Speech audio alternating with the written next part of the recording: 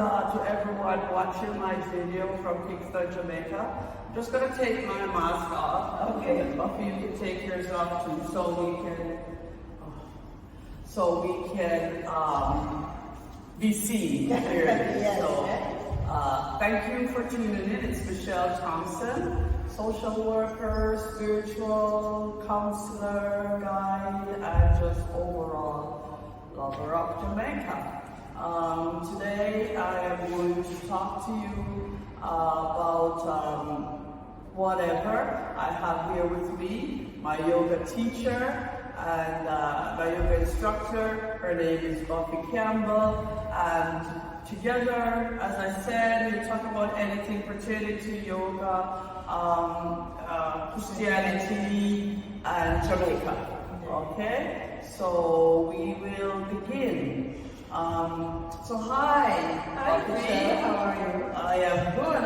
You know what? I am so glad that I have met you in this yoga studio, because now I get to stretch my body And open up your heart. That is so good. Yes. So I'm going to ask you to explain to me and my audience. First, introduce yourself and tell us about yoga, what's the benefit, why it's good for us, etc. Okay, so I'm Buffy Campbell, and I have been practicing yoga for about 16 years. I actually happened upon it after I had been driving one day and I just blocked out. So I was driving and I just found myself, when I came to, that my car had just stopped in a fence, but it was a bush fence. Wow. And I don't know what happened. You blocked out, right? Yeah, I literally blocked out. And so I went to the doctor, he told me to do an MRI and all of those fancy stuff. And then when I went back, funny enough, I've never gone back for that result. But when in talking to him, he said, I need to get, he knew how my lifestyle was busy and hectic. And I was also working out at the gym, I was much slimmer than this. I was working out at the gym, doing aerobic steps, all of those exciting fun stuff. And he said, Buffy, at this stage in your life, maybe you need to take it down a notch and do something at a slow pace.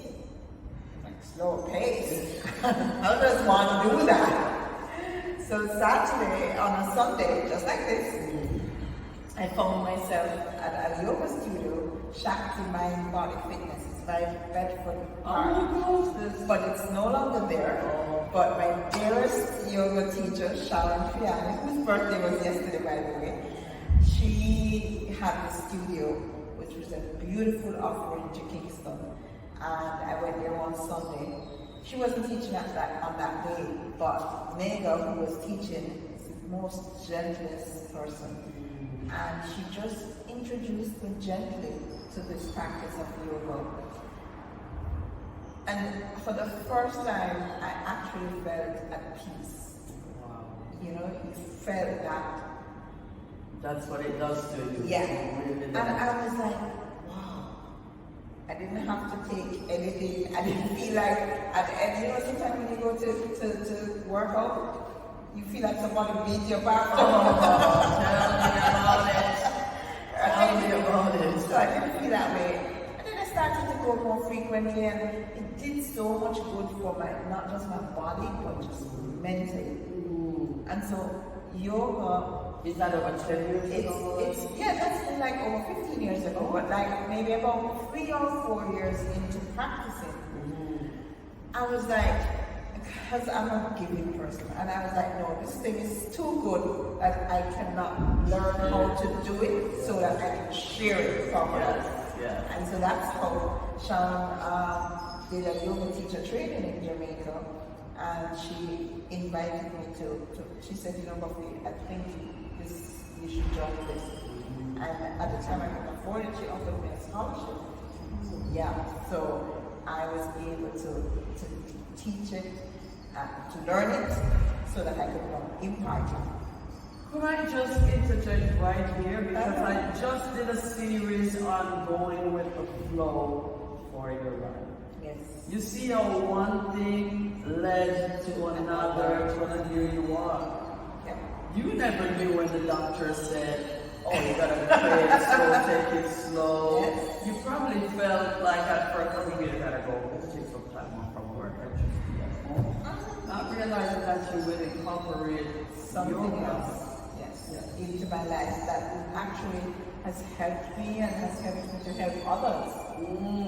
Because for me, that's the greatest thing, you know, to be able to. What is life if we're not helping each other? Exactly. So, you know, and then, you know, there it is. Yoga brought us together. Yes. Because probably if I was not able to teach, I would have met you anywhere else. Because remember, no, I started in the gym. Yeah. My trainer, Marlon, you probably know Marlon, a dear friend of mine, he practically dragged me into the gym because he was coming to my home and we were working out from there. And he said, you gotta come into the gym, you gotta come into the gym and use the weights. And so I did start there, and also Pilates. Right, yes. I felt Pilates was a little bit like working out. It was the teacher, very good, but it was advanced. Yes. It was painful and Yes. now I'm here at yoga. I use yoga because I come at 8 o'clock and on Saturday mornings. Right. And then at 9 now I would go work out. Right. And I use it like my sort of warm. Right before you do your weights. My weights upstairs. Yes. Because you get that good stretch. But I find that it's still intense, which I am happy for. I'm not just lying there. No. Yeah, a lot of people think, let's get it right now. So a lot of people think that yoga is just stretching and just laying there. That's what I was thinking. Or being twisted in a pretzel, which is what most people tend to think. But I love to say that yoga it's, you know, people say, I don't like yoga, or I'm not flexible enough. And I love to tell them, flexibility starts in the mind. Yes? Not necessarily in the body. It's so true, because when you say sometimes in the mind, and you say some things that I recognize that, oh, once I relax my mind, then it goes to my body. Yeah. Exactly. And that is what yoga really is. It's a union with the mind and the body and the breath. Very, very important. When we take this thing called the breath, that we've been so gifted and blessed with, we take it for granted. We do. We take it for granted. Like, we didn't have to be here this morning having this conversation. That's right. Today's Palm Sunday. That's right. That's right. And I know that that's something that's very near and dear to your heart. Yeah, I mean, this week, I got teary-eyed just listening to today's gospel, just thinking about how we have been so blessed and so gifted. Someone gave up the breath. Yes, somebody gave up their, oh God, I'm getting this. Yes. So we can have life and have it more abundantly. Oh my God, let's just take a second to say, Hallelujah! Thank you, Lord, for giving up the breath so that we can be here now, breathing and just having a wonderful time in togetherness. Yeah, because that is what it's all about, you know. That's what life is. And, you know, I kind of miss that part to Jamaica. You know, to see where we are now. What we're known for. In social media, and what we're known for. When they show in Jamaica, it's always about some brutality. Negative. Look at the children yesterday. Boys and girls athletic champions. Oh! I mean, it was a joy. There was the thrill of victory and the agony of defeat in so many of their faces. I want that to get out. Yes, and there's so much positive that happens in Jamaica, you know? I mean, when we see how many road scholars, how many Jamaicans have gone abroad and have really been at the But you know what? Before you even get to that, let's talk some more about the spirituality of this day, what it means to us, and get into how we used to live in Jamaica. We overall in Jamaica, I would think, are very spiritual people. We have the highest number of churches per square capita. In addition to the bars. Juxtapose each other. Right? Because on the one hand, we are highly religious. We overall love God. Yes. And this is something that when I was coming back to Jamaica from Canada, because I spent 40 years in Canada and now I'm back here, but I was saying to myself, oh, you know what, I'm going to enjoy Jamaica, that I can relate to people on a godly business, because they're also God people. Yes, give it to God. And everything is about God, and that's how we were born. No matter what, you better put on your clothes and get out. No matter how much you have shoes, you don't have the shoes, you have Sunday best, or you don't have Sunday best, whatever it is, you have to get up. Today on Palm Sunday, we walked from that plaza right in front of Price Bar for St. Richard's. We walked from there with the palms, singing and coming down the You did your church this morning. Wow.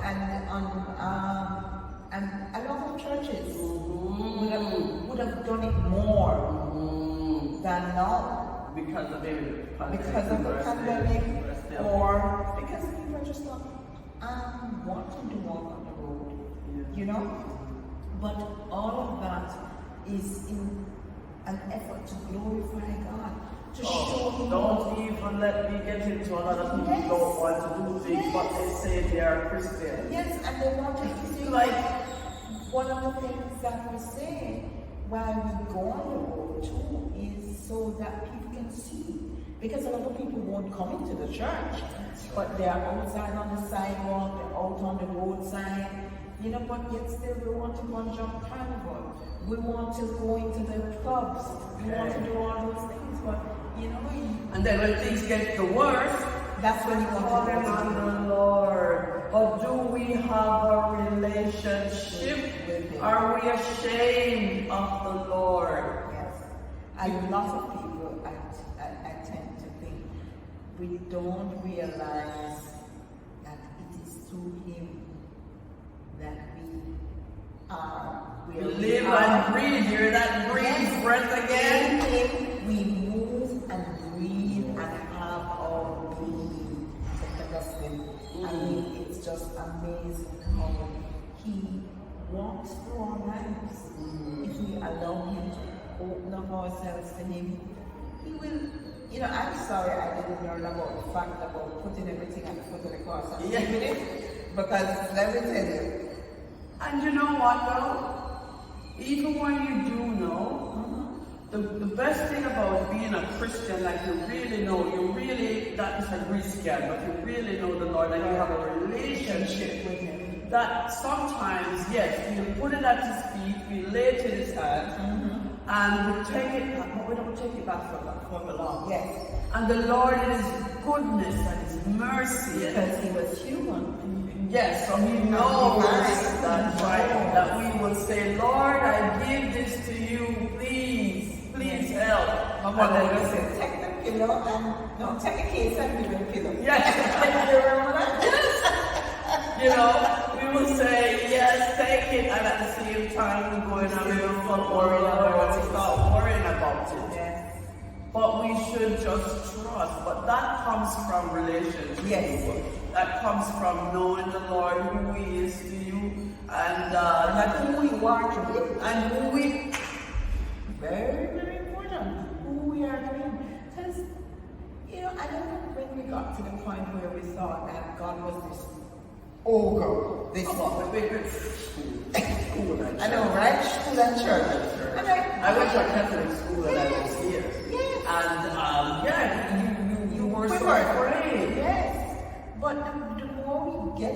that relationship with him, it's the more we'll understand that, hey, he's a giving and loving and forgiving and merciful, compassionate, all-encompassing, ever-present, ever-loving. I mean, there's just so many words that we can use to describe him. My life is a testimony. As you know, after 40 odd years, I am back here. How? Why? I mean, as my family said, Michelle, you were always, you But are. how has it been since you've been back? You know what? Just a couple of weeks ago, literally 2 weeks ago, because I'm at a school now, it's a short-term assignment. Right. But I'm in the office and I'm like looking out and I'm seeing the boys in the car kill the girls and the children. Like, this is the vision the Lord gave me. When he said, he's sending me back home to work with children, and I'm like, children? Where? I'm working with sick people in the hospital here in Canada. Children, my sister's a teacher. Me, children. I have one daughter, so who's now grown. So when he said that, I am like, but because I know the Lord, I said, okay, let me see if I trust him. You got that word, trust. I said, let me see if this is something that I am thinking of because I want to go back to Jamaica, or if this really is embedded in my spirit and I am going to now. Yeah, because I tell you now, I am working with kids, and you think that this was something that I've been doing forever, and I love it. And children, as we know, growing up, teenagers aren't the easiest, but I find that I have certain patience for them. And this could only be from the Lord. Of course. This could only be from the Lord. And again, as a Christian, we know that this is when the Lord sends you out there, you really should say, here I am, Lord. Yep. And remember, who he calls, he whips. All right, you guys. Yes.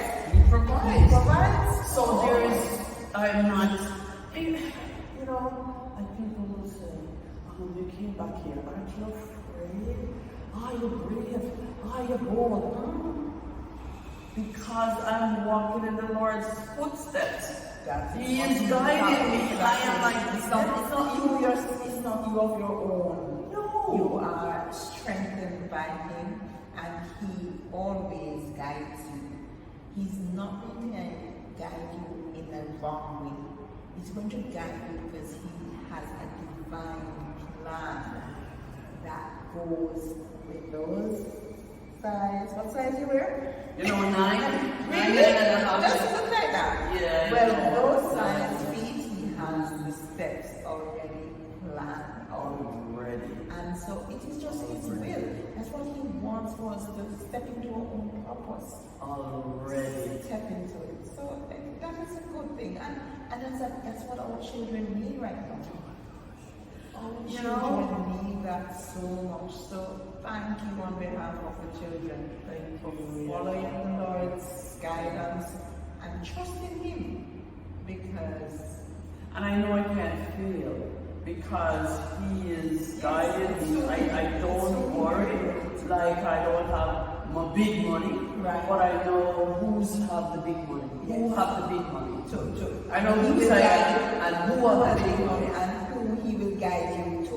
Because everything belongs to the Lord, including money. So I just go. I really, when people say you're bold, the boldness comes from knowing the Lord. Yes, because he has, just like when he sent for the donkey to go to the thing. Exactly. And he said, what am I to say? Tell him I am on the donkey. I am. Simple. I am sent me. Yes, I am sent me. And once you know who it is that you're walking. So a lot of the times people will step into things and they say, boy, I failed, how come I failed? But you weren't doing it with the intention of what the Lord had in store. Or was the Lord even sent you? Or in there in the first place. Exactly. A lot of people don't realize, because I know within myself that the reason why it's flowing, my life is flowing, is because God sent me. I had packed up. I said, you know what, I want to go to Japan. Because remember I came here and they heat up the pandemic. Yes, Everything locked down. everything locked down. People say, oh yeah, go to Japan, everything locked down. I'm like, Okay. go away. I don't know where to get a job because, you know, things are hard here and social work and working with government, no big money. Exactly. Anyway, I never thought that I wasn't coming. Oh, now I'm not living in this sort of big life where I think that, oh, coming to Jamaica, we're going to, first of all, you can't do that much partying because the place is shut down. I just went over Then just start opening up, and you know, it's you being responsible too, because even though the place is locked down and you come party, was still eat. That's so right now in the bush. Oh yes, People go in the bush and doing them things and locking up their house and having house fight and all kind of things. But you know, at the end of the day, who's you are is important. And anytime you have that knowledge, that sense of being, you'll find that your steps are ordered differently. And your priorities are not your priorities but his. Yes. And you will just work along with that. Yeah, and don't worry, don't worry.